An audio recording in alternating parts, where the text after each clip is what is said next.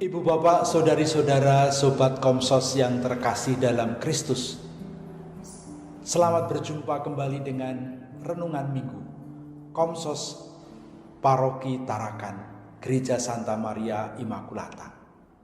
Hari ini kita memasuki Minggu Biasa yang ke-25. Bacaan Injil yang akan kita renungkan pada hari ini diambil dari Injil Matius bab 20 ayat 1 sampai dengan 16a. Bacaan ini mengisahkan tentang perumpamaan Yesus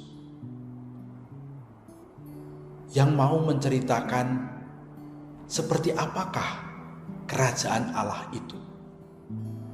Minggu yang lalu kita bergumul dengan orang yang berhutang 10.000 talenta. 1 talenta sama dengan 6.000 dinar. Dan 1 dinar itu upah orang bekerja 1 hari. Nah, dalam perumpamaan yang akan kita dengarkan hari ini,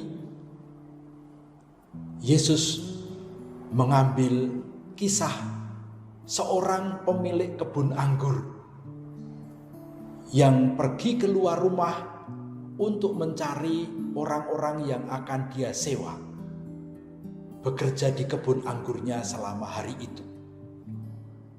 Dan kemudian mereka bersepakat untuk 1 hari diupah dengan 1 dinar. Mengapa 1 dinar?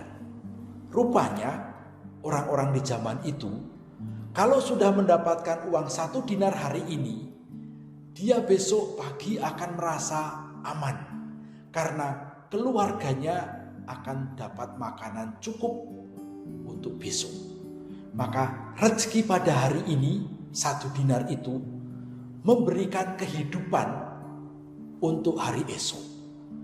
Ada kegembiraan bekerja 1 hari dengan kepastian dapat upah 1 dinar.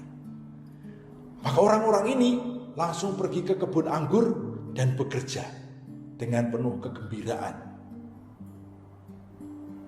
Ketika hari siang, tuan ini pergi lagi ke pasar. Didapati banyak orang nganggur. Ditanya, kenapa kamu nganggur? Nggak ada orang yang mengupah kami. Kalau begitu, kerja juga kamu di kebun anggurku. Nanti upah yang pantas akan kuberikan kepadamu. Bisa kita bayangkan, orang-orang ini menunggu sampai setengah hari untuk bisa mendapatkan pekerjaan. Dan mereka terus was-was. Soalnya kalau nggak dapat pekerjaan, besok keluarga saya makan apa? Untung siang-siang disuruh bekerja di kebun anggur. Tidak ada kontrak berapa yang akan diterima. Tuan itu hanya mengatakan, nanti yang upah yang pantas akan kuberikan kepadamu. Sore hari jam 5, tuan ini juga pergi lagi ke pasar. Dan masih ditemui banyak orang nganggur. Lalu ditanya orang, kenapa kamu nganggur sepanjang hari? Lah iya, gak ada orang yang mengupah kami. Pergi jugalah kamu ke kebun anggurku.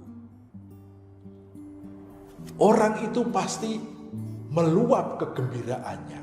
Karena sudah sepanjang hari hampir putus asa, tidak mendapatkan pekerjaan. Tiba-tiba tinggal 1 jam. Karena menurut orang Yahudi, jam 6 sore itu adalah pergantian hari. Maka kalau ini hari Senin, jam 6 sore sudah hari Selasa. Jam 6 sore harus berhenti kerja. Dan orang-orang ini tinggal 1 jam bekerjanya. Tapi tetap diberi kesempatan. Maka dia penuh sukacita berangkat. Dan pasti dia bekerja dengan sungguh-sungguh. Karena ada ucapan syukur. Ada luapan syukur. Akhirnya meskipun tinggal 1 jam, aku dapat pekerjaan. Kalau toh orang-orang ini disuruh bekerja sampai jam 9 malam, mungkin dia akan mau juga. Asal dapat upah. Sehingga keluarganya besok akan mendapatkan rezeki yang cukup. Ketika ada pembagian upah, ternyata orang yang hanya bekerja 1 jam diupah 1 dinar. Yang bekerja tengah hari mulai diupah 1 dinar. Dan yang kerja dari pagi juga diupah 1 dinar. Semua yang bekerja hari itu mendapatkan upah sama, 1 dinar. Maka orang yang kerja pagi tadi bersungut-sungut, kecewa. Dia pikir kalau yang kerja 1 jam dapat 1 dinar, saya pasti akan lebih dari 1 dinar. Ternyata enggak. Hanya 1 dinar juga. Karena apa? Sepakatnya dari pagi tadi diupah sehari 1 dinar. Jadi tuan ini tidak curang. Tuan ini sudah sesuai dengan kesepakatan. 1 dinar sehari. Maka dia mengatakan, iri hatikah engkau? Karena aku murah hati. Aku mau memberikan kepada yang datang belakangan sama dengan kamu yang bekerja dari pagi. Bukankah aku berhak menggunakan milikku? Atau iri hatikah kamu karena aku murah hati? Kisah ini dipakai oleh Yesus untuk menerangkan arti kerajaan Allah. Kerajaan Allah adalah tempat Allah berkarya. Kita jangan membayangkan bahwa kerajaan Allah itu sebuah istana. Istana yang megah, istana yang indah. Bukan seperti itu. Kerajaan Allah adalah tempat di dunia ini di mana Allah bekerja, di mana Allah berkarya. Dan kita sebetulnya ketika melihat sikap Tuhan tadi yang memberi rezeki sama kepada semua pekerja, kita harus ingat doa Bapa kami. Berilah kami rezeki pada hari ini. Dan itulah tindakan Allah, keadilan Allah. Allah adil terhadap setiap orang. Allah memberikan anugerah kepada setiap orang. Di dalam kerajaan Allah, semua orang mendapat kesempatan yang sama. Mau datang pertama, datang kedua, datang terakhir, semua mendapatkan kesempatan sama. Kadang-kadang mungkin kita merasa, aku ini sudah menjadi Katolik dari kecil, maka aku sudah mempunyai simpanan yang banyak.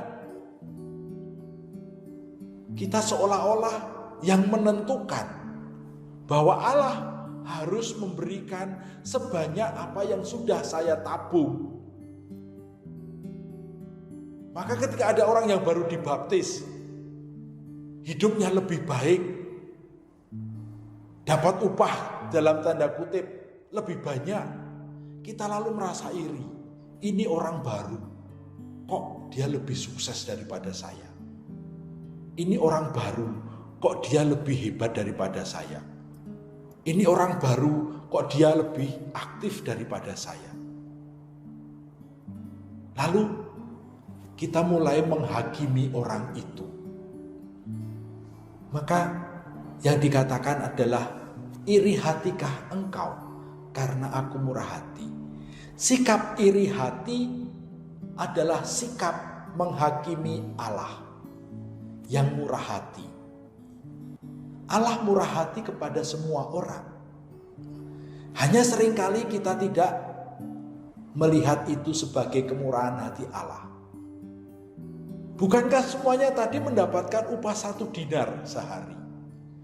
Maka besok dia nggak perlu khawatir. Rezeki untuk besok sudah tersedia pada hari ini. Sehingga Allah tidak adil, bukan tidak adil di sini. Allah adil karena setiap orang sudah mendapatkan jaminannya. Disitulah nilai-nilai kerajaan Allah harus dikembangkan. Bahwa setiap orang mendapatkan hak yang sama di hadapan Allah. Entah dia datang belakangan, entah dia datang lebih dahulu. Jangan mengira kalau dia yang datang belakangan kerjanya tidak sungguh-sungguh. Karena baru kerja 1 jam sudah selesai. Orang ini walaupun 1 jam karena penuh sukacita akhirnya mendapatkan jaminan untuk hari esok. Mereka juga kerja dengan serius. Mereka juga kerja dengan sungguh-sungguh. Jadi yang datang lebih awal bukan berarti kerjanya lebih hebat daripada yang kerja datang belakangan. Disinilah keadilan Allah dinyatakan. Di dalam komunitas gereja kita juga diajak untuk tidak membeda-bedakan orang berdasarkan jasa. Karena semuanya adalah dari kemurahan hati Allah saja. Semoga kita juga mempunyai hati yang murah hati yang rela seperti Allah yang selalu murah hati. Kemuliaan kepada Bapa dan Putra dan Roh Kudus seperti pada permulaan, sekarang, selalu dan sepanjang segala abad. Amin.